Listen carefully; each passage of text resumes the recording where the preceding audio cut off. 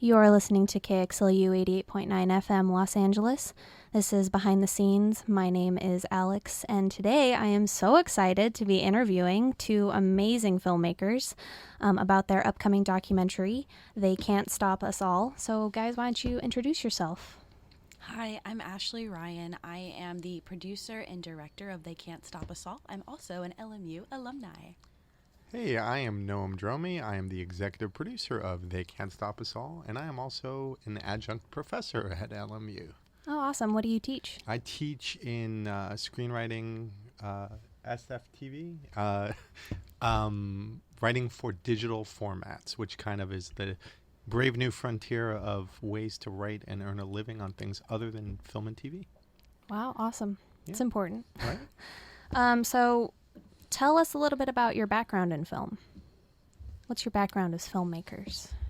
So I have been working since I graduated in 2018 as a PA on ridiculousness, and I am currently working on making small documentaries on 8mm film. And I am currently, this is my first big documentary, and I'm really, really excited. But most of my writing, my background is in writing, screenwriting, specifically television. I've worked on a show for Netflix called The Green Beret's Guide to Surviving the Apocalypse, and I've won several awards for my dramas. Awesome. And that Netflix show also by an LMU alum by the name of Daryl Fannin. So it's all keeping it in the LMU family. I have been working in the entertainment industry since I was 15 years old, when I used to sneak onto film and TV sets and somehow managed to get jobs as a PA. So over the years have sort of worked my way up through the ranks. Probably one of my bigger accomplishments is I was the co-writer of the 2011 film Dolphin Tale, which starred Morgan Freeman, Harry Connick Jr., Ashley Judd. And in addition to that, I'm also the recipient of the first Primetime Emmy for scripted content in VR. So Awesome. Doing some of that, and then most recently founded a company called Legion of Creatives, and Ashley actually had a production deal with us, and we developed a bunch of stuff, and this is one of the cool things that has sort of grown out of that. Oh, very cool. So let's get into it. Tell us a little bit about the film that you're planning to make. Well, I'm sure many of your listeners are familiar with the meme that went viral in July of 2019, the Storm Area 51, They Can't Stop Us All. And that's where this started. It started as a joke, and I spent a lot of time on the page. I'm a huge fan of like Area 51 lore, and I started to realize that like people were actually planning on doing this. And I was like, wow, this is unprecedented, this is kind of dangerous, and it needs to be documented. So I went to Noam, who I know has done some independent documentaries on his own, and asked, like, what are the steps that I should be taking? What should I be doing? And that was the birth of the project. And that was only like 3 weeks ago. I know, it's crazy how quickly that's happened and come together, which is kind of awesome. You know, I think the thing that really stood out for us is we're at a really interesting time culturally where people distrust institutions. And I think, as Ashley has pointed out, there's this fun and crazy folklore around Area 51, what it is, what it means. And people genuinely believe that aliens that crash landed in Roswell, New Mexico have been taken to a Air Force training facility in a secret sort of location there. And we have alien tech or whatever's going on. And I think the thing that for Ashley and I both stood out, the town and county that surround this area have a population of less than 100, and there's real concerns about the fact that hundreds of thousands of people, over 2 million people, signed up on the Facebook page. It's 3 million now. Oh my God. Yeah. It's crazy. She's been keeping track, like texting me every other day telling me that. So 3 million people have signed up. I think realistically a few 100,000 will show up. I also think that they realize that if it's a battle of the U.S. Air Force versus a bunch of people in their lacrosse, gear and other types of weapons that they can find on at their local thrift shop, it's probably not going to be a good matchup. So simultaneously, a lot of the people who sort of originated this have created a music and lifestyle festival that will go on adjacent to it called Alien Stock.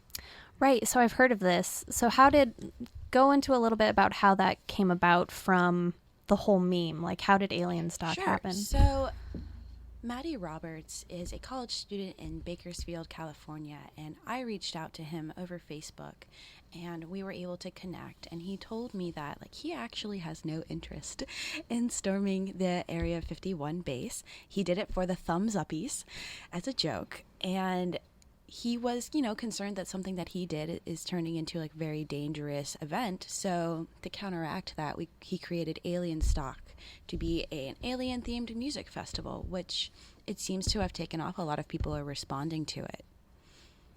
How many people, is it the 3 million people actually coming, or do we know how many people are coming? We don't know the exact number. Maddie estimates somewhere between 10,000 and 30,000, but I have a feeling it's probably going to be a lot more than that. Well, look, and I think what's important to Ashley and I and our team have really sort of been keeping tabs on kind of the goings on. So Area 51 and the city or the community of Rachel, Nevada exist in Lincoln County. Then maybe about 45 minutes outside of that is a place called NYE County. Both those counties have declared preliminary states of emergency because they are anticipating that there's going to be a huge influx of people. A lot of the local residents, essentially it's the equivalent kind of a revisiting of the 60s and 70s, like, oh, these dirty hippies. They're like, oh, criminality's coming to our town. So you come near our property, we have guns. I think what was so really thought out about her creative vision is that in some respects this isn't about the aliens, it's about the fact that we are the aliens, and the idea that it's going to be this battle of this small town that barely has internet infrastructure, that it could not remotely accommodate the number of people that are going to show up. Yeah, I'd like to speak to that. I mean, Rachel, Nevada has a population of 54 people. There are no gas stations. The nearest gas station is 27 miles away. And one business, a hotel. A hotel. There are no grocery stores. There's one restaurant and a one-way highway, like a very tiny highway. So I do know that they are bringing in reinforcements, both military and other ways, such as porta potties, really important. But I know there are going to be government checkpoints along the way to try to secure the fact that there will be no weapons brought to the town. That's good. So why did you guys want to get involved in the project? Why did the project speak to you? I love aliens. The pop culture aliens, not actual extraterrestrials. But for me, I actually went to the southern gate of Area 51 in 2017 when I was in Las Vegas for Christmas with my family, and I was like, hey, Dad, it would be really, really fun. Let's go to the edge of Area 51. And he's like, if you can find a way to do it safely, I'll take you. And we did. There's a place called Adventure Tours that took us out there. I did not understand how truly remote this area was until I went. It's a 3-hour drive around the mountains because you cannot go directly from Vegas to Area 51. There's a minefield in the way. Real fun. So I did that, and I saw an F-16 helicopter fly over me, and I saw the men in black point, their weapons at me. And wow. Before that, I was really interested in the base because Roswell, New Mexico, I learned about that when I was 13 years old, and it's just been something that percolates, and I think the back of a lot of people's minds, actually, and it's Absolutely. become like an American mythology almost. It's funny, another adjunct professor here on campus, Jay Williams, who's a longtime business partner and colleague of mine. When we first started our company called Legion of Creatives, our first show that we announced was called High School 51, and it was about the all-alien high school on the base at Area 51 and the first human student who was attending there. So as I jokingly said with Ashley, this was something that I think I was as excited by as well. And look, the exciting thing about getting to teach at this school is the amazing depth of talent and creativity in the film school, particularly in the screenwriting program, even more specifically of these students. And every year I have been here, there's always been one or two exemplary students who I say, one day I'm going to be working for you. And Ashley certainly, has fit that bill and continued to demonstrate just her creative acumen, her technical acumen. And when she came and said, hey, I know you have some interest in this area as well.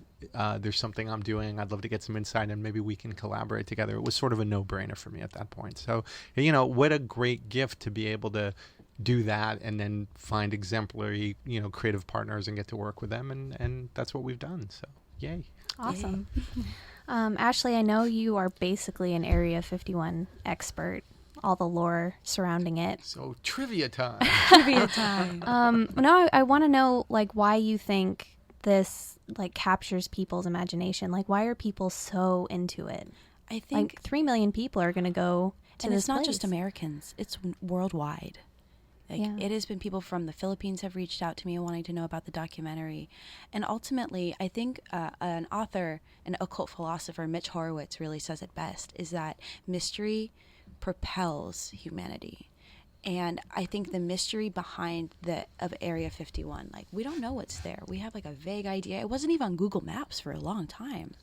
And they didn't even admit it existed until 2013. I know. Which is crazy. Oh, wow. I didn't know that.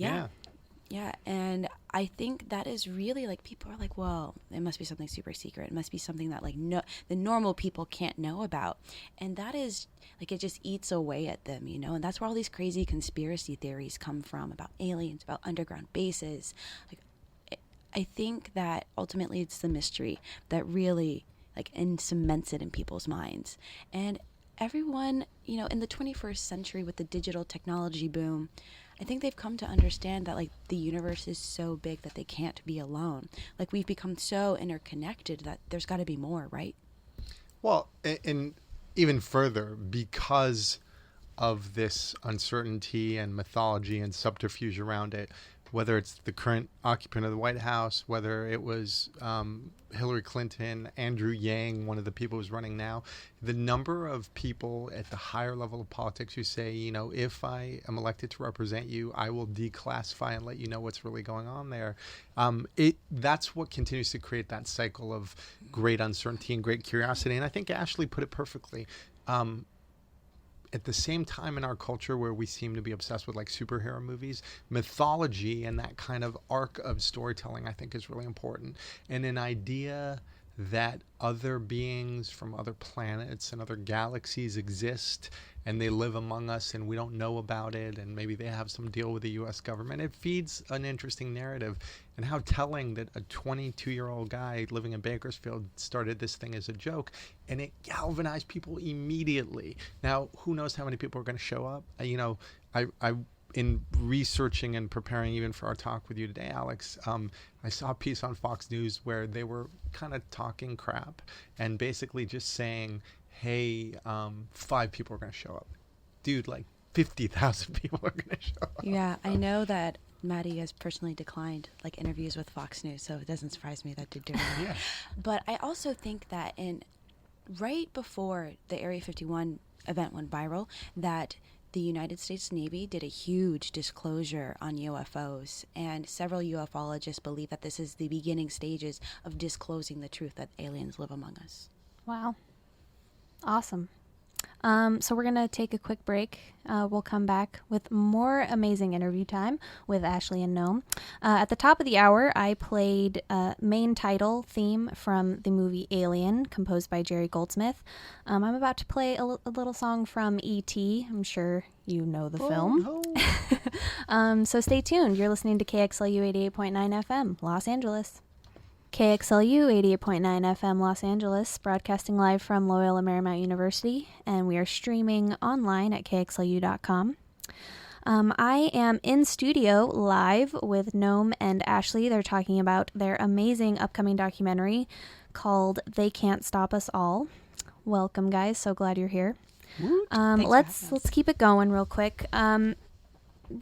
Just in case anybody kind of zoned out, give us your log line for the movie, just in case people need a refresher. Sure. So They Can't Stop Us All, Storm Area 51, is a documentary about a Facebook meme that went viral and has turned into a real-life event. Awesome. So I know both of you have worked in narrative film as well, so I think the listeners would be interested in knowing what's the differences in the whole process between documentary filmmaking and narrative filmmaking, both in pre-production, production, all of it. I think the biggest difference is there's not a script. So when you're making a documentary, you need to have different angles. We currently have 3 that we're working on, and we don't know what kind of footage we're going to get. So a lot of it is we film as much as we can, and then we piece together the story in post, whereas in filmmaking or television making, you have a script and you stick to it. And I know Noam has a little bit more on that. Sure. I mean, and I think Ashley really hit the nail on the head in that regard. Look, I think what's particularly exciting about this time of like this explosion of content that we're in is that kind of nonfiction and documentary filmmaking, different from reality TV, which Ashley is a veteran of as well. There are huge opportunities for distribution of that kind of content. You know, we often jokingly refer to the fact that, like, is this going to be a Fyre Festival kind of experience, or is this going to be, you know, like another Woodstock or something like that? I think to Ashley's point, what particularly stands out is everything is about the preparation. You've often heard that expression, those people who are familiar with the entertainment industry and filmmaking, fix it in post. And the reality of it is, no, it's fix it in prep, because you have to go in with every potential contingency plan that you can anticipate, you know, between GoPros and Black Magics and different kind of cameras. You have to know what you're going to do. We somewhat joke, but Ashley and I and the team have even talked about the fact, if they get in trouble legally and they're part of a group of people that get arrested, how do we make sure that we don't lose that footage, that if they take it, they're likely not going to give it back? So I think this kind of filmmaking and storytelling really requires you to be very nimble and really think on your feet, different kind of set of skills and muscles, if you will, than traditional narrative filmmaking in a way. And then most importantly, you're going to have, in success, you know, because it's not only about the events then, it's the people leading up to it. It's, you know, she's going to go out to Rachel, Nevada earlier and interview some of the local townspeople. We're trying to create a really broad story about how this crazy event, what it says about people, and how it's going to impact people who are just trying to live their lives and live in their town and don't want 50,000, 30, 50, you know, however many thousand random people showing up in a way. So, and the military, they're treating this as a national security threat.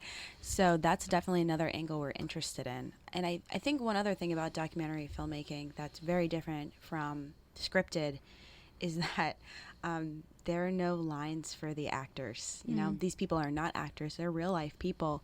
So it's a lot of my job as the director to coax them into like being comfortable with me and talk to me. And that's not always easy. Yeah. I want to go back a little bit. You said, you know, you guys might get arrested making this film, which is crazy. Oh, it's so crazy.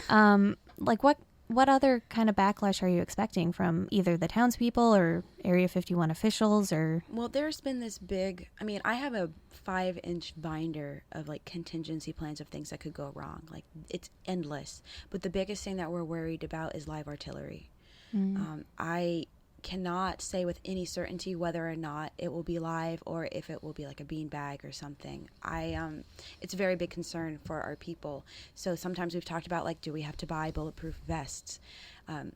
So that's one aspect. The other aspect is the elemental problem. We are going to the high desert. As I state, hot as heck. It's going to be hot as heck. And again, there are no grocery stores. There are no gas stations. We have to bring everything with us. So we need to bring gallons and gallons of gas, gallons and gallons of water. And if it becomes a survivalist situation, we have to plan for people to attack us and try to take our supplies. And Alex, here's the thing. Like, you hear that, and certainly as we've thought about it, it's like you think about, oh, it's all going to be fine. But remember, all about the prep, anticipating every potential scenario. And the reality of it is, at the same time that we talk very broadly about this interesting scenario with regards to people's belief in aliens, you also got a lot of people who do not want to be bothered. A lot of people are going to be coming on their terrain. We're in a very interesting sort of volatile time, the dog days of summer. We have to anticipate the worst. And look, as storytellers, we want to get right to the edge of that, but certainly ensure, most importantly, that Ashley, our DP, and the rest of our team are safe. That's priority number one. But yeah, we know that this, in success, is going to be something where you never know what to anticipate. You got to anticipate the worst. Right. Makes sense. Scary, but makes sense. But you really don't want to be out there and then something happens where you have no contingency plan. Yeah. You want to be prepared for everything. Yeah, I mean, we haven't talked about it, but maybe we should make a plan for if aliens do come out and abduct us. What do we do? Absolutely. And the weird thing, again, as I was telling Ashley, is that my wife and I coincidentally are going to be at a wedding in Roswell, New Mexico that same weekend. So I feel like we're at ground All zero the for aliens. the 2 alien destinations, which is kind of a funny coincidence. So Awesome. There you go. So I know we were talking about, you never really know what story you're going to get out of a documentary. You kind of go into it knowing the general sense, but in a perfect world, in an ideal world, you finished filming this documentary. What is the story? What happens? Well, Aliens. Aliens come out. They actually abduct everybody. And it's great. No, I think where we're really focusing a lot of our attention on is the tension between the locals of Rachel, Nevada, and how they're going to react to this massive influx of people. I mean, I know from watching interviews of people in Rachel that they keep referring to this as like it's going to be a lawless country. And so they're living in fear and they're arming up. So like the tension just keeps getting higher and higher and higher. And I think that's where the meat of the story is going to be. And let me just augment to that by saying, any good story has that inherent tension between plot and character. Mm-hmm. So I think I completely agree with everything Ashley said. But the other thing is, you got to think about a guy started this as a joke. It completely spiraled out of control. I think it's not out of school for me to say this. He's a little overwhelmed by it, frankly, because of the attention and the fact that he suddenly now realizes all these people are coming because of this thing I started. So I'm creating this kind of, in tandem festival in a way. I'm personally most interested about characters. Who are the people who can just up and leave their job and come out to the middle of nowhere in order for the opportunity to be a part of this community of people who are going to storm Area 51? What does that look like? How do they have each other's back in a way? The joke I always have amongst my friends is you think about Walking Dead and like who would survive the zombie apocalypse.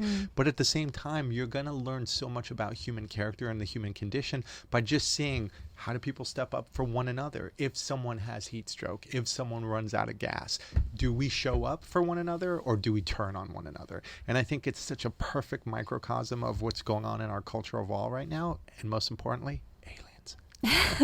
Most importantly, aliens.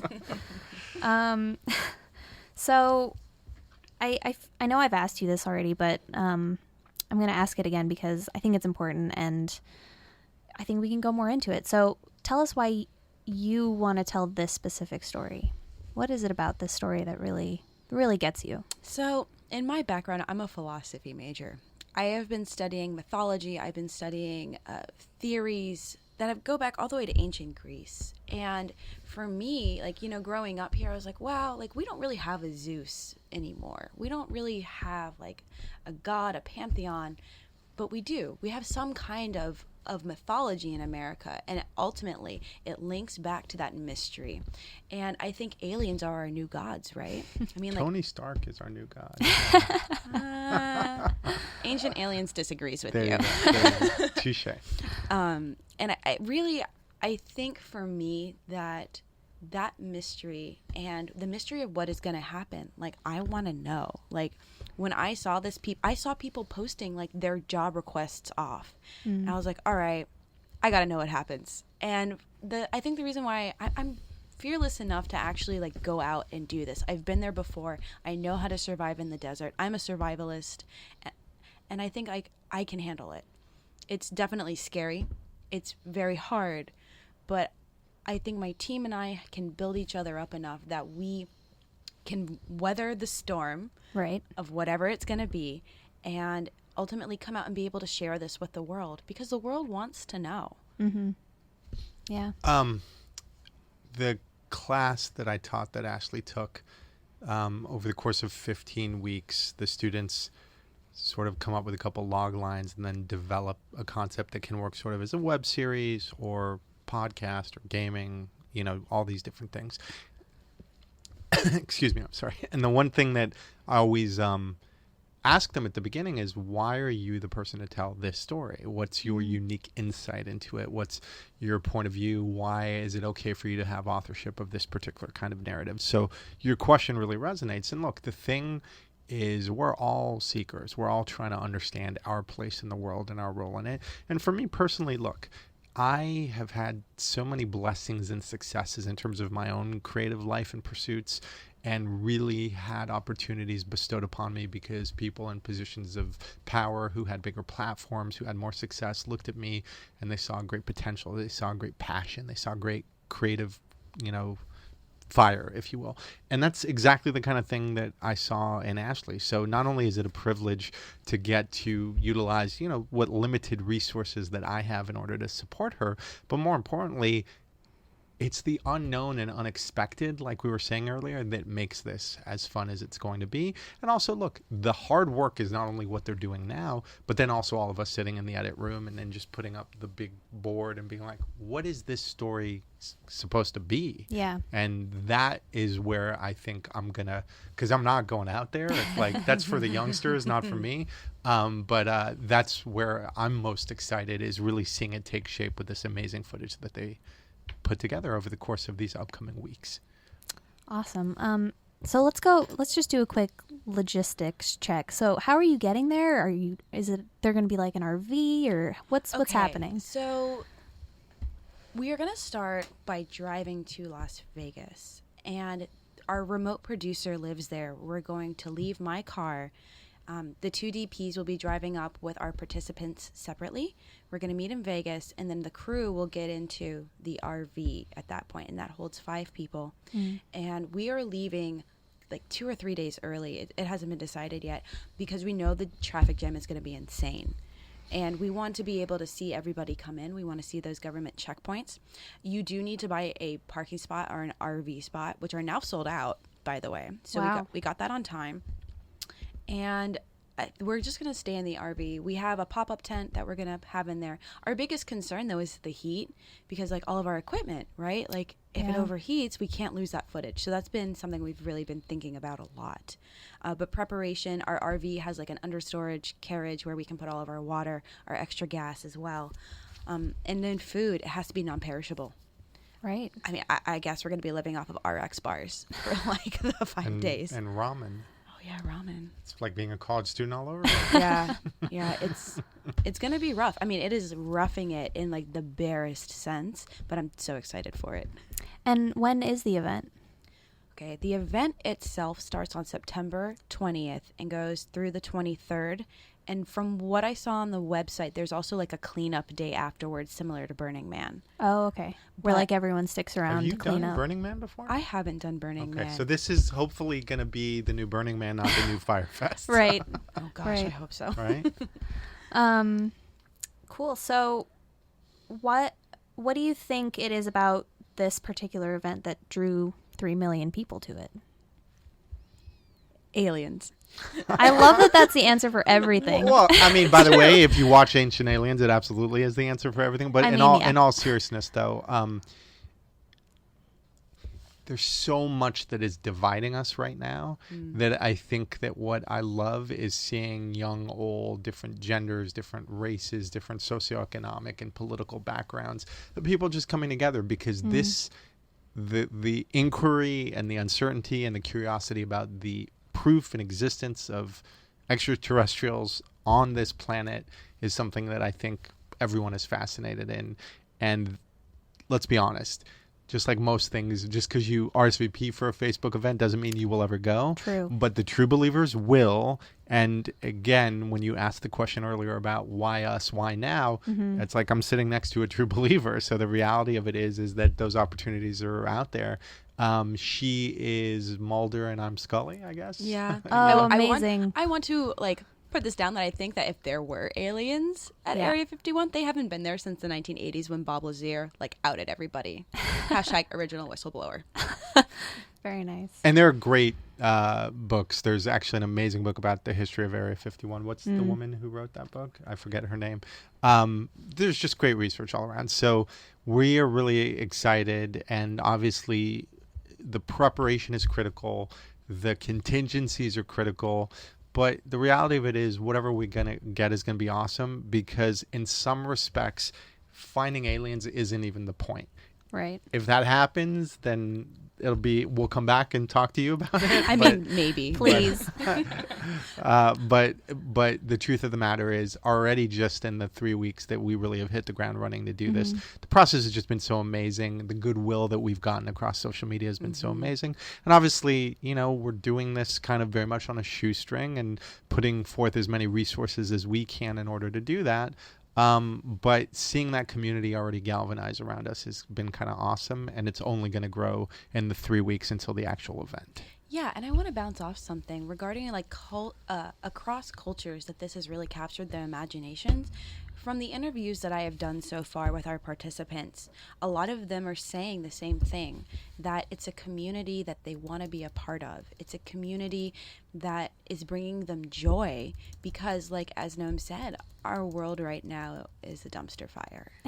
And even the smallest bit of hope of maybe I can go out into the desert and enjoy myself, maybe I'll see a UFO, that brings people so much joy. Mm-hmm.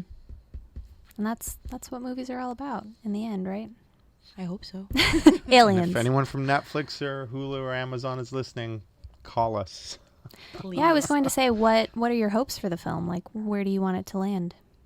I mean, I would love to sell it to Netflix or Hulu, ideally. I'm also completely happy going the festival route and winning an award at Sundance. Awesome.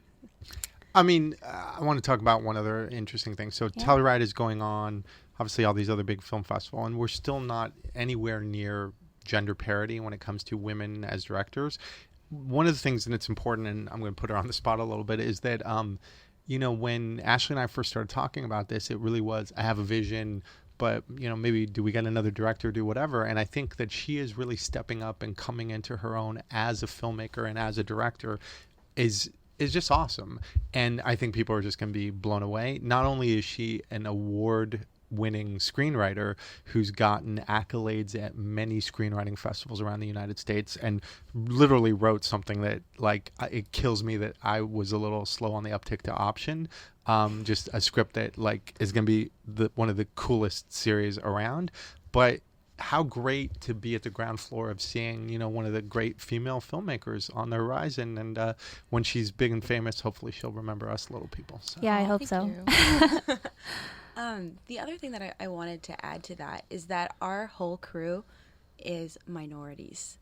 Awesome. Yes, it is mostly women and people of color. And to me, that was really important to make sure that we can give people an in like that. Mm-hmm. And I think that honestly, I have never worked with a crew of people. Shout out to my producer Emily for honestly keeping me alive and just being able to see the connection between people like that. It has been a gift.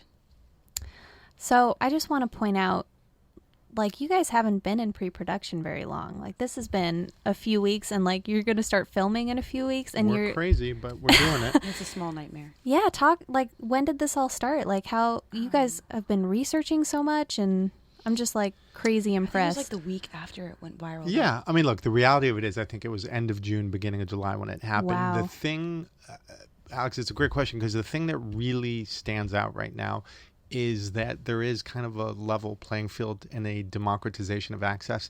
We've got equipment, we've got a passionate group of people who really are looking to Ashley's and to a certain extent my leadership as well, knowing that they're in good hands, that we're treating this professionally, that we're going to really make it happen.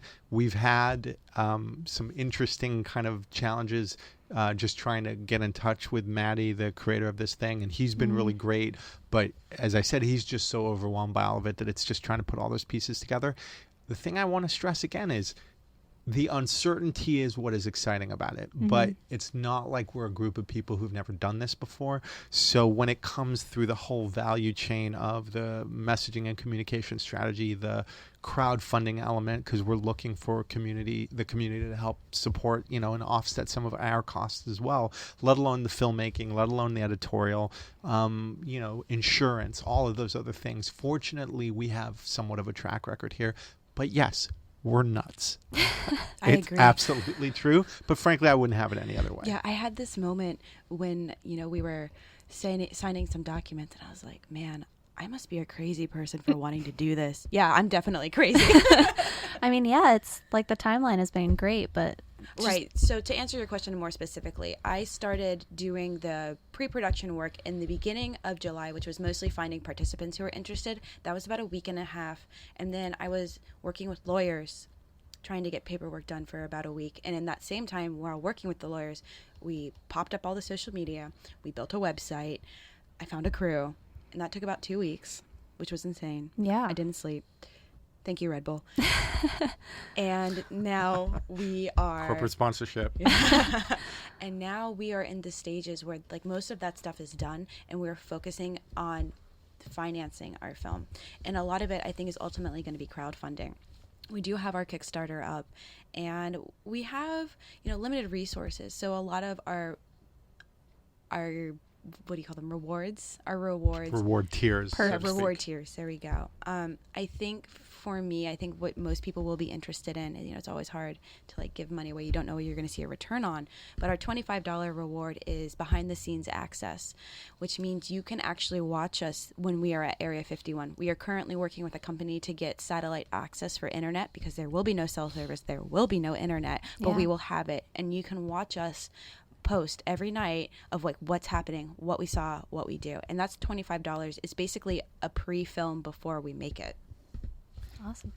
And again, I think this is such a fun and new time and new way of making films that our crew is one part of the equation, and the community of fans that we're really trying to build around it is another, and we'll see what happens.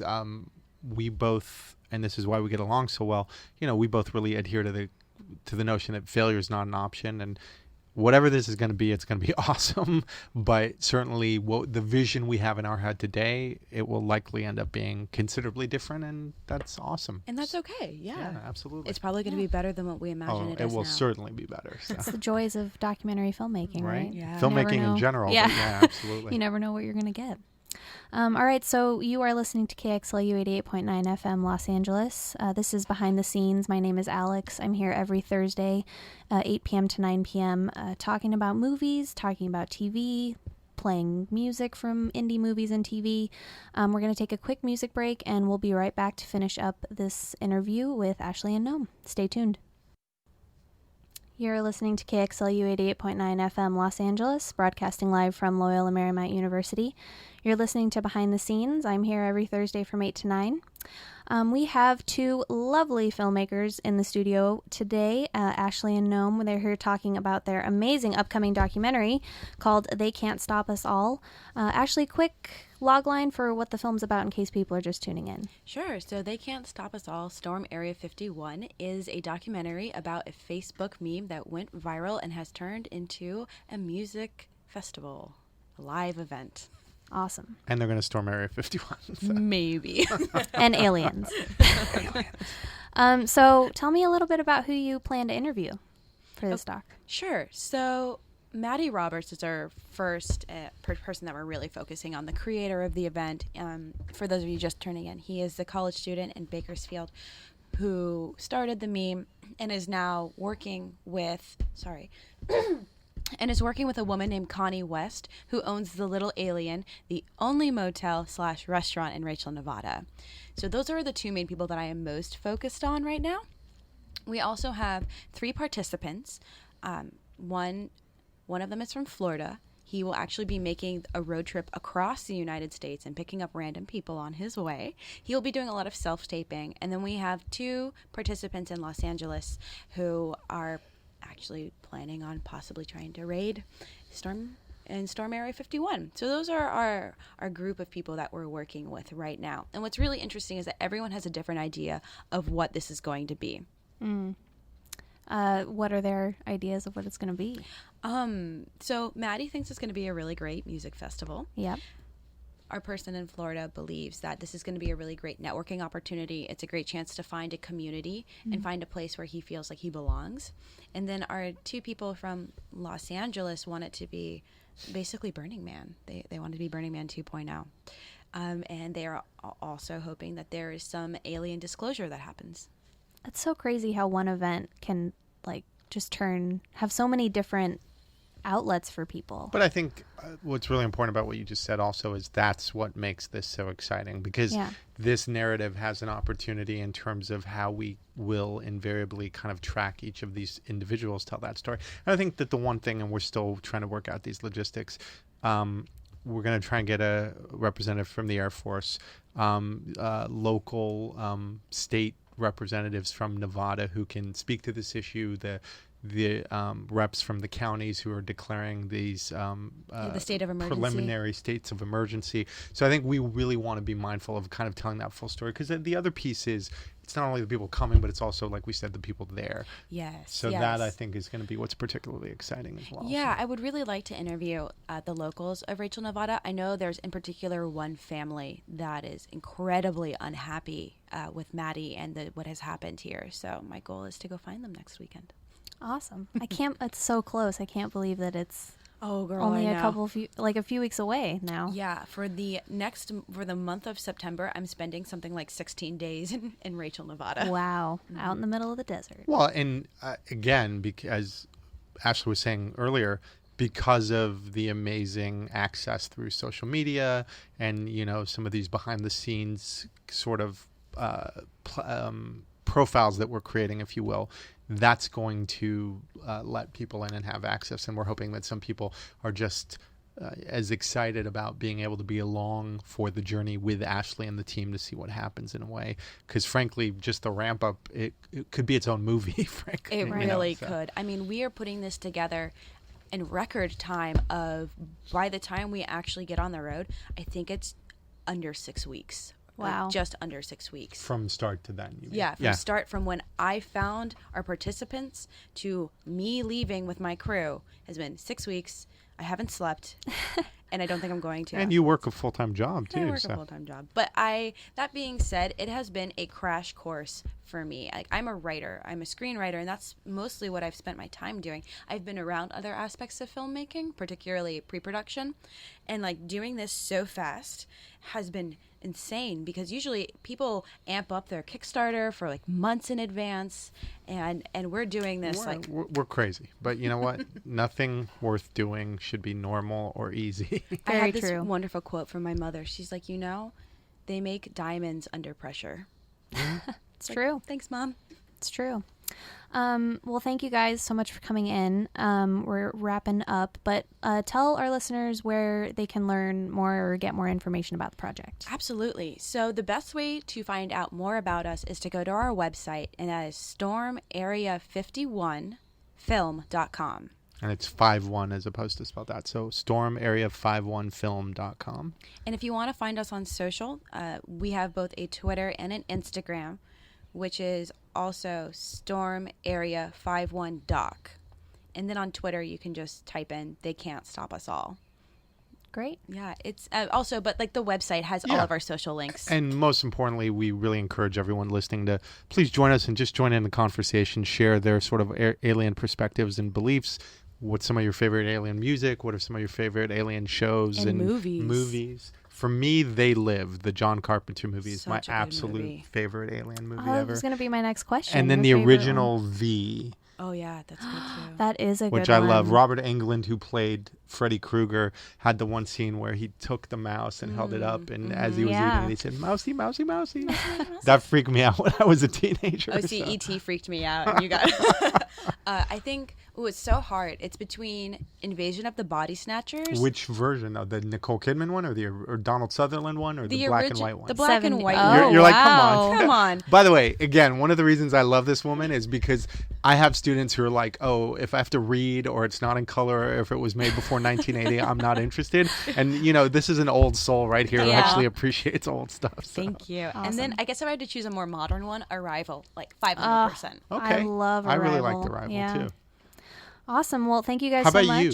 My favorite? Oh, I mean, probably Alien, if I'm being honest. The original. The original Alien. Right. Okay, cool.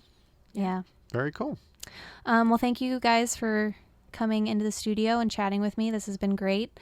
Again, if you need any more information about the project, They Can't Stop Us All about the film, please go to www.stormarea51film.com. Next up is Alec with Fistful of Vinyl. You're listening to KXLU. Aliens. Bye. Bye. Bye.